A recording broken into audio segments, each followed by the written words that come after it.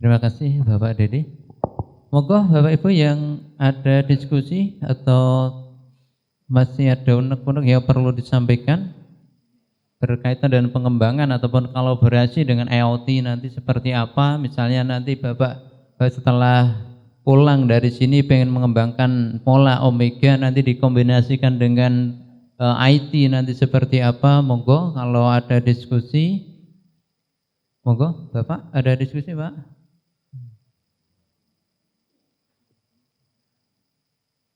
Jadi Pak Bambang ini bagian dari Mekar Tekno ya. Jadi ini tadi juga disampaikan oleh Pak Dedi bahwa kita itu memberikan layanan yang komplit ya Pak ya. Tadi juga sudah dijelaskan secara detail kaitan dengan liter ya, proses pembuatan liternya dan turun-turunannya bisa digunakan untuk budidaya ikan gabus dan bisa diaplikasikan dengan sektor-sektor yang lain baik di pertanian maupun perkebunan.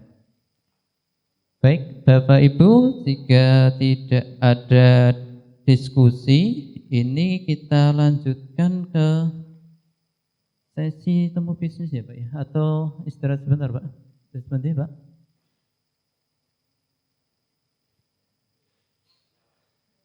Oh, monggo Pak, ada diskusi? Monggo, monggo, ini mumpung beliaunya masih di sini, monggo. Monggo Bapak Ibu yang mau bertanya kaitan dengan materi yang sudah kita sampaikan, nanti mumpung ini Pak Dedi masih ada di sini, nanti silahkan untuk bertanya dan bertanya sebanyak-banyaknya ya. Mumpung season acara ini belum selesai, monggo.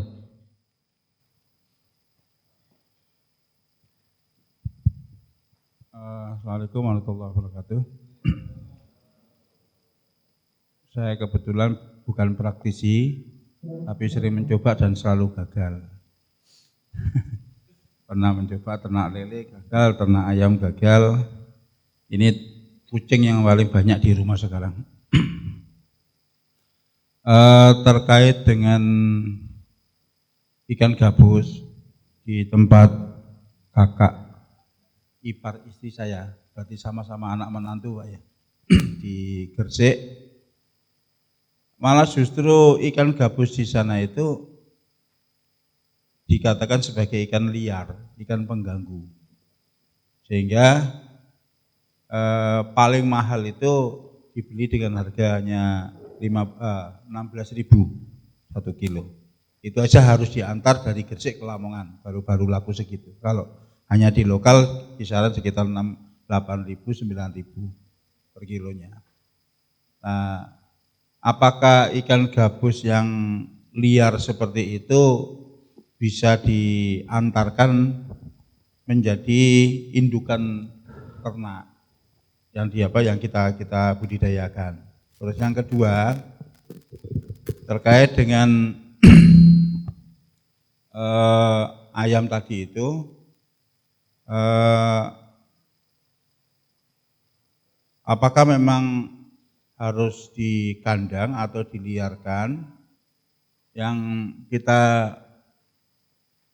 insya Allah tempat kita cukup luas lah untuk dipakai untuk kandang, apalagi kemarin sempat juga diceritakan Pak Dedi, di mana kandang ayamnya itu berdekatan dengan tempat tidur atau apa, tidak ada bau dan tidak ada polusi dan sebagainya. Ini memang cukup menarik sebenarnya untuk pemberdayaan lingkungan.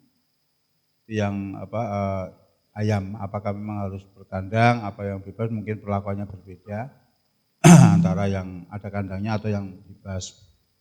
Terus yang terakhir, kemarin saya sempat juga sampaikan ke Pak Dedi bahwa saya ada lahan yang mungkin bisa kita kolaborasikan. Ada lahan yang di bukit itu ada 2 hektar, yang sedang kita proses bebaskan itu ada 1,2 hektar dan masih bisa dikembangkan lagi di daerah curug. Jadi di atas itu ada curug yang tidak pernah kering airnya, dan itu juga bisa dimanfaatkan karena air dari Telomoyo Pak.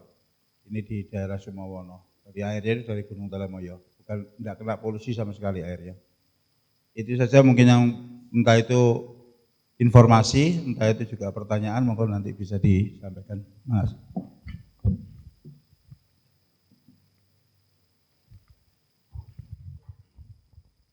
Monggo, Pak Dedi, ini pertanyaan yang jauh dari Bapak siapa, Pak? Ya.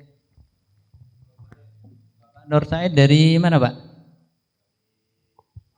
Dari Semarang. Monggo Bapak, ini yang menjawab dari Pak Dedi atau Pak Agus dulu, monggo, untuk kaitan dengan ikan gabus yang masih dianggap sebagai ikan liar ya, Pak ya? Ya, makasih Pak Nur. Pertanyaan, untuk kita mengawinkan indukan ikan gabus, Pak, syaratnya itu umur. Umur itu dalam arti minimal 1 tahun ya, Pak. Bisa jadi 1 tahun berat ikan hanya 2 on sampai 5 on, Pak. Yang penting syaratnya sudah matang gonat, Pak. Saya mengawali untuk budidaya ikan gabus itu, saya ambil indukan dari ikan gabus liar, Pak, di rawa.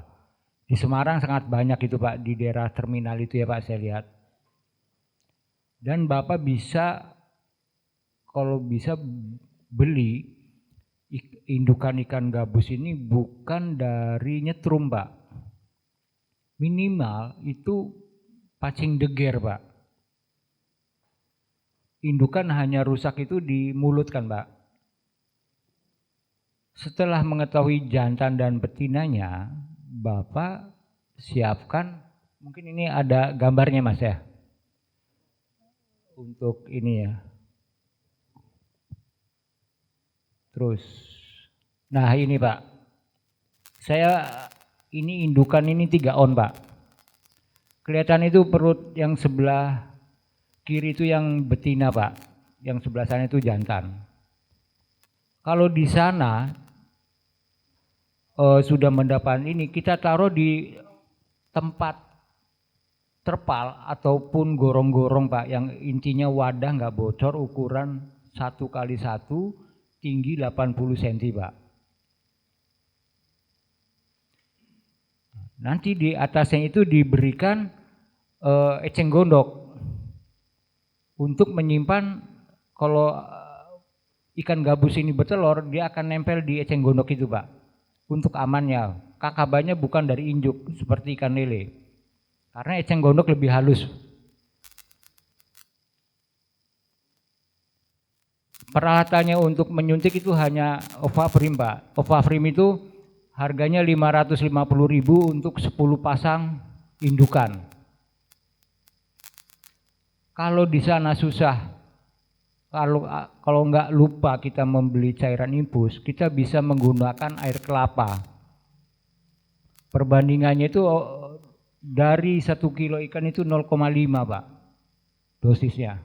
Dilarutkan dengan 0,2 mili air kelapa atau cairan infus itu, Pak. Yang penting cair dia. Nah, itu proses penyuntikan, Pak. Nanti kalau sudah, pertama kita taruh itu di wadah yang kedalamannya jangan terlalu dalam, supaya penyuntikan kedua itu bisa untuk ngambil indukannya lagi, Pak.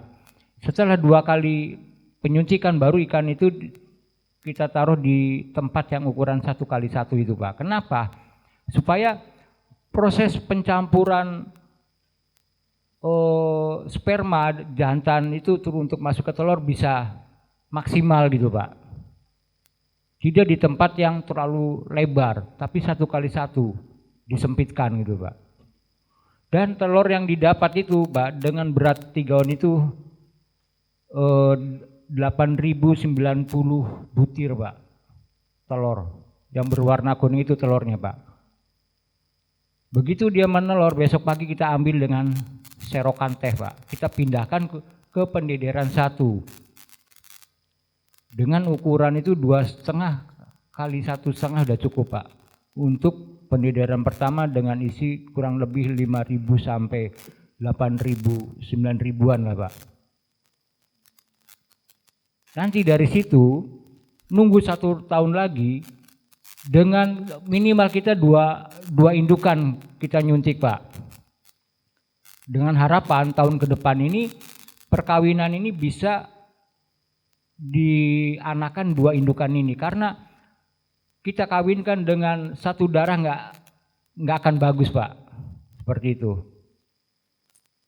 Nanti diberi tanda bahwa ini indukan dari pasangan pertama, ini dari pasangan kedua. Nanti baru ini bisa dikawinkan lagi. Emang perlu proses lama gitu loh Pak. Kurang lebihnya seperti itu Pak. Jadi masih bisa dimanfaatkan ya Pak, karena dari tempatnya Bapak itu kan ikan gabusnya kan banyak ya Pak ya. Di Gresik Iya, itu sangat banyak. bisa ya. itu Pak, sangat bisa. Iya. Irigasi. Justru itu Pak, saya di Cirebon memanfaatkan saluran irigasi Pak. Saya tidak menggunakan kolam tapi memanfaatkan lahan yang ada. Supaya apa? Orang yang punya niat yang bagus Pak untuk punya ikan banyak, saya gunakan irigasi sebagai salah satu contoh bahwa kita minta izin kita gunakan, yang penting aliran air tidak mengganggu Pak. Kita manfaatin sungai itu Pak, solokan itu yang irigasi. Iya, kita mengawinkan di situ, kita besarkan pendidikan di situ. Artinya yang tidak punya kolam juga bisa, asal ada izin dari RT, RW atau apa gitu Pak. Seperti itulah kurang lebih. Bisa nambahi Pak Nur? Saya nambahi. Kalau yang di sana banyak, monggo Pak Nur dikumpulkan kemudian ke Pak Agus untuk minta pelajaran bagaimana membuat produk turunannya. Itu satu. Dijamin bisa itu Pak. Kemudian yang kedua, berarti penyan stokis daripada parent stock. Nah, ini advantage-nya Pak. Kemudian yang ketiga, metode yang dipakai oleh asosiasi pakan mandiri bagi kami Mekar itu kuno Pak. Udah itu kuno, itu tak tinggal 10 tahun lebih itu. Jadi kami akan mengawal penyan, akan mengajari penyan bagaimana mengawinkannya itu tidak perlu pakai substrat. Jadi telur tidak perlu nempel di substrat Pak. Kalau nempel di substrat itu kan begitu perekatnya hilang, mati dia. Kami menemukan monosek itu di awal dulu Pak. Jadi 17 tahun yang lalu itu monosek itu dari kami. Jadi bagaimana budaya itu jadi tidak jantan, tidak betina nih, ya. Tetapi dia makan itu tidak ke reproduksi, tetapi menjadi ke daging. Nah, itu satu. Kemudian pada waktu menetaskan telur, proses perkawinannya baik di stripping, model ini di stripping ataupun model alamiah, itu tidak perlu khawatir telur itu rusak. Telur yang nempel di substrat itu kalau umpamanya kekosek itu kan masih mati Pak. Tapi dengan model kita enggak. Jadi mau ngawin ke berapa induk di situ, di satu kolam itu 10 induk katakanlah gitu, enggak ada masalah. Begitu mereka sudah mengeluarkan telur itu kalau model dulu nempel di substrat, di kakaban atau di apa yang lain, kalau kami enggak perlu pakai itu Pak. Air aja udah cukup. Tinggal nanti kita kasih produk kita, sudah telur itu perekatnya hilang. Jadi dia melayang-layang Pak, tapi tidak mati. Dia melayang-layang dan tidak mati. Kemudian yang kedua, dia jadi seleksi awal dari telur yang model stripping. Itu telurnya itu yang sebenarnya belum matang kan dipaksa matang Pak. Wih jahat banget itu. Jenderal cetha tenan. Wis padha karo pertanian itu sekarang ini dengan metode 4 kali panen itu kan jane ya mesake lemah ya diperkosa kaya wis. Enggak ada kenikmatan Pak. Kasihan. Nikmatnya enggak ada Pak. Makanya nanti itu yang terjadi nanti. Yang keluar itu kan rawan jamur. Itu nanti dia tidak akan jadi jamur. Kemudian yang tidak melekat jamur maksud saya. Kemudian yang kedua telur yang melayang yang keluar kemudian sperma dibuahi tadi berapa luasannya? Kalau ini yang 1 meter, tidak dipindah meneh, kurang gawean itu Pak. Langsung aja berapa meter di situ sudah. Mau 100 meter udah langsung, tidak perlu pindah aja. Udah, dan dia netes di situ, gede di situ. Kita memotong siklus itu gaweane mekar Pak ini. Begitu Pak Gus. Upaya piro. Nah, inilah bagi yang berminat untuk budidaya di situ, inilah peran kami bagaimana memotong siklus-siklus ini sehingga resikonya itu bisa ditekan. Mbak pilih itu, Mbak Wati. Matur nuwun. Baik, kayaknya sudah jelas ya Pak dari penjelasan beliau, juga dilengkapi diperjelaskan lagi dari Pak Dedi ya, kaitan dengan ikan gabus tadi. Baik, Bapak Ibu masih ada waktu, monggo kalau ada sesi diskusi, monggo. Tolong disebutkan nama dan asal institusinya ya Pak, atau usahanya, monggo.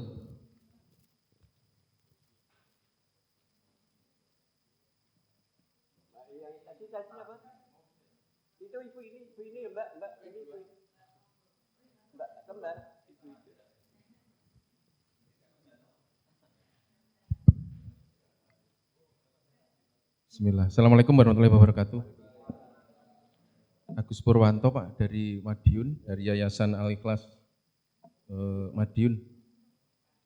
Kebetulan background kami memang di pertanian dan kehutanan, karena kami mengelola hutan Jawa saat ini Pak. Terkait dengan program pemerintah yang sekarang perhutanan sosial, makanya kami ambil bagian dari melestarikan hutan, salah satu jihad. Tapi apa yang disampaikan Pak Ustadz Sasongko Jati tadi.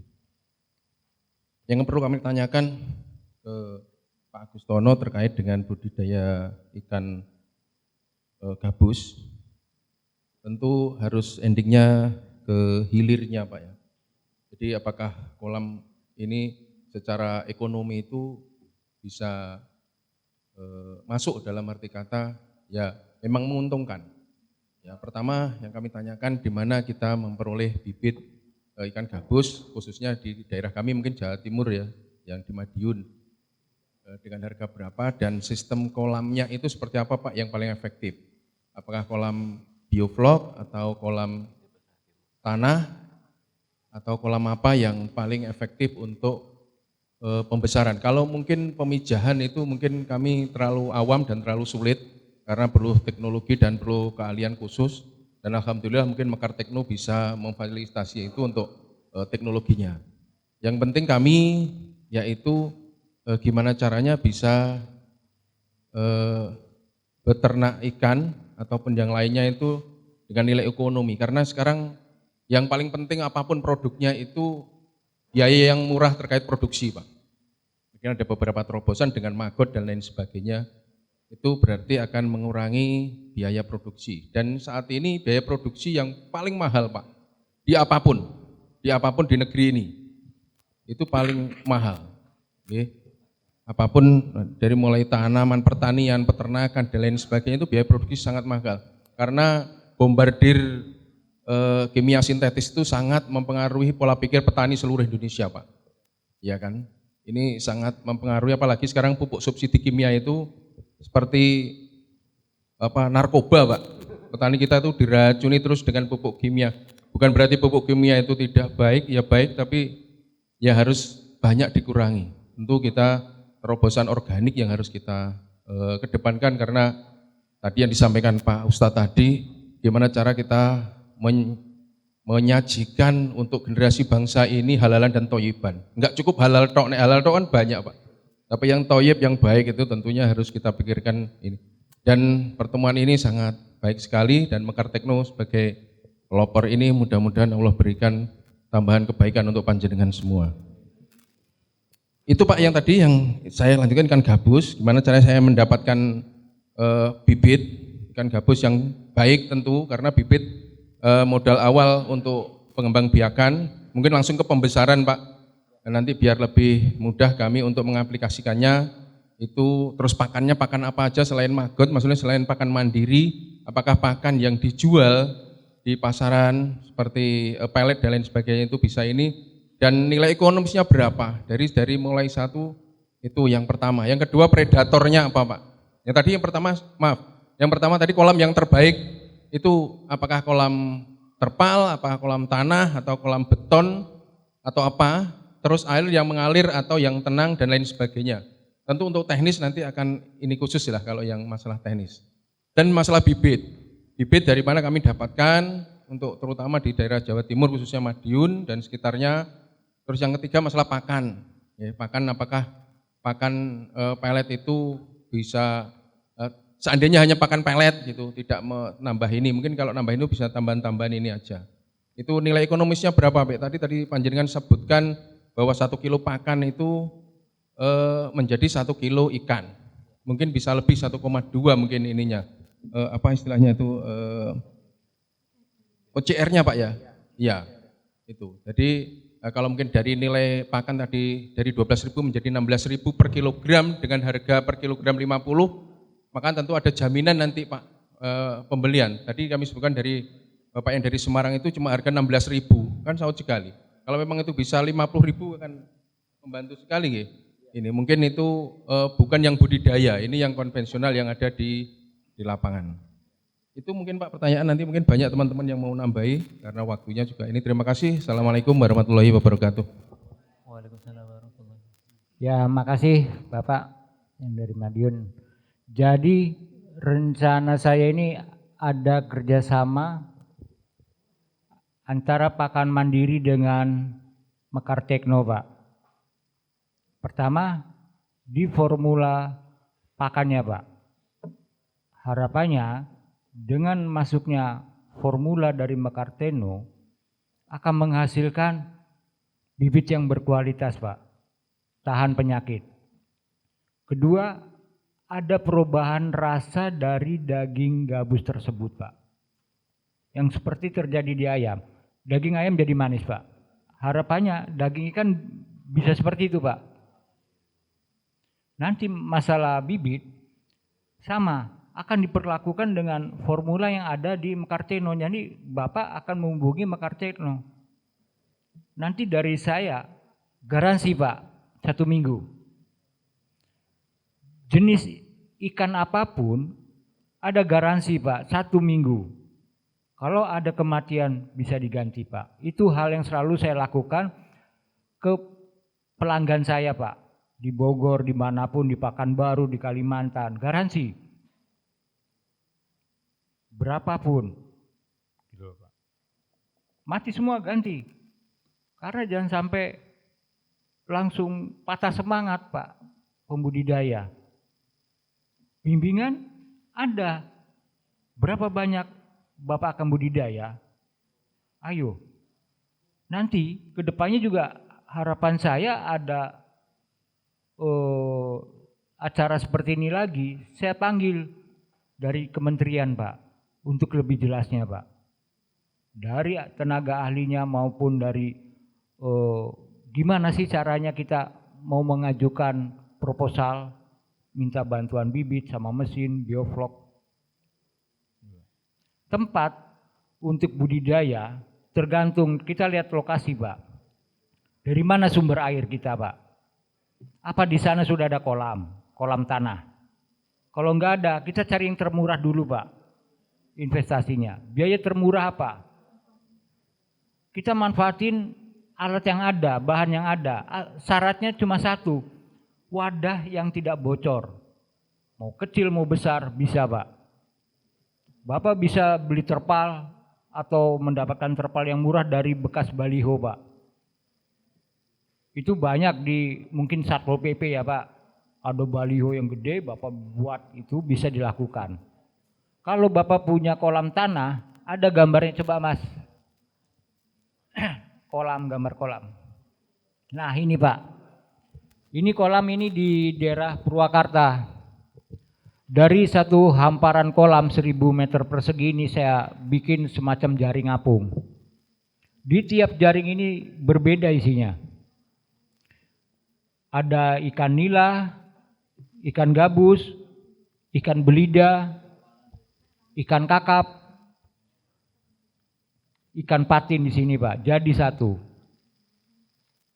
Ini salah satu contoh bahwa kita harus mendapatkan penghasilan itu dari beberapa jenis Pak.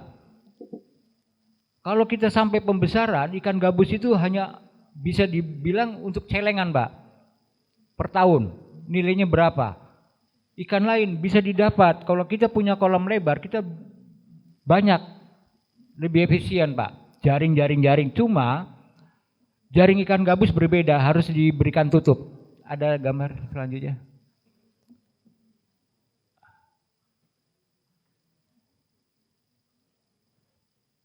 Atasnya jaring itu ditutup Pak.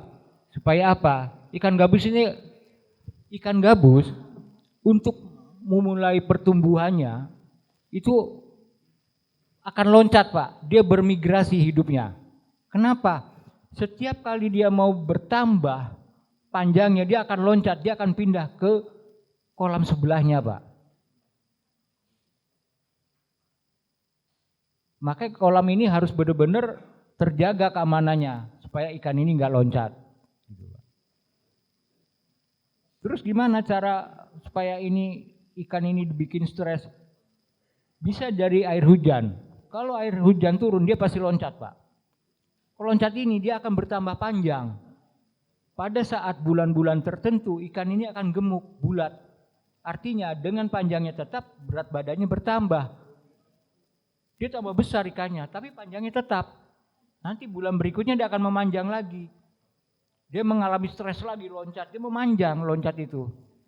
Enggak ada. Harusnya ada gambar lagi Pak itu. Kalau kita enggak hanya ada kolam tanah, kita bisa mengawinkan dengan membuat jaring ukuran 1x1 atau semua kayak gini bisa kata Pak Dedi. Panjang 8 meter. Pemberian pakan yang lebih efisien itu Pak. Nanti Pellet Project insya Allah bulan depan akan membuat formulasi pakan ikan yang murah Pak. Dengan angka Rp9.000 per kilo dengan protein 24 sampai 28 Pak. Dan salah satu formulanya menggunakan dari Mekar Tekno Pak. Itu. Kalau Bapak mau panen, ayo bilang. Bisa berkirim berbentuk filet Pak. Berapa harga filet?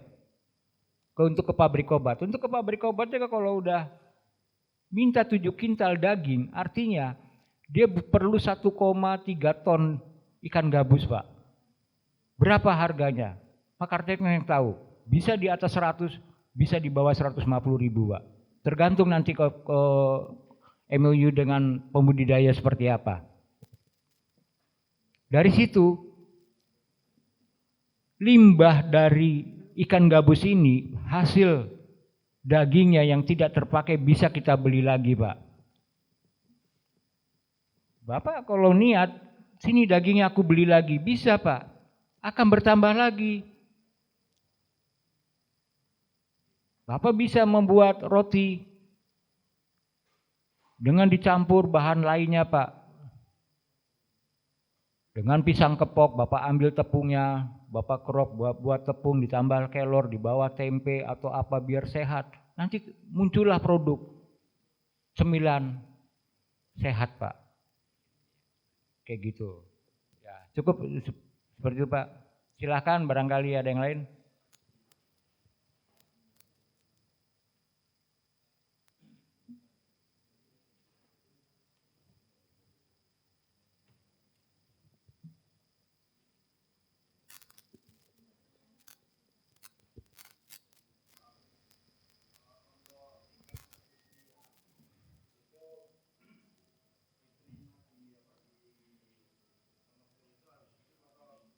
Hidup Pak, hidup. Makanya kita cari aman Pak. Kita cari aman.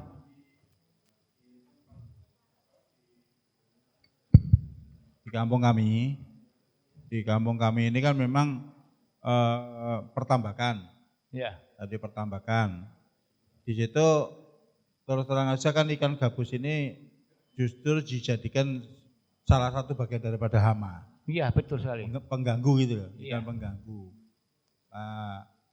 Katakan gini, katakan kalau kami bukan peternak tapi penampung Pengepul. dari petani-petani itu Iya. kita tampung. Nah nanti Pak Agus siap sewaktu-waktu apa Menerima. dikirim gitu.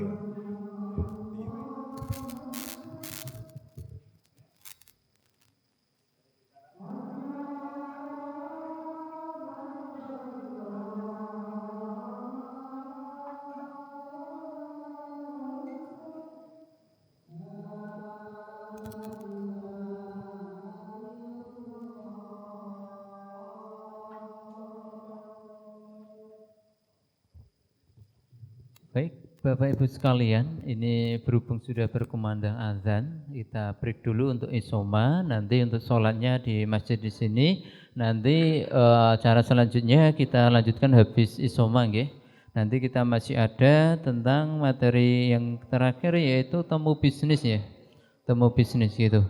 Monggo Bapak Ibu untuk kita istirahat dulu untuk melaksanakan sholat zuhur berjamaah di masjid. Untuk sesi diskusi nanti kita lanjutkan setelah isoma.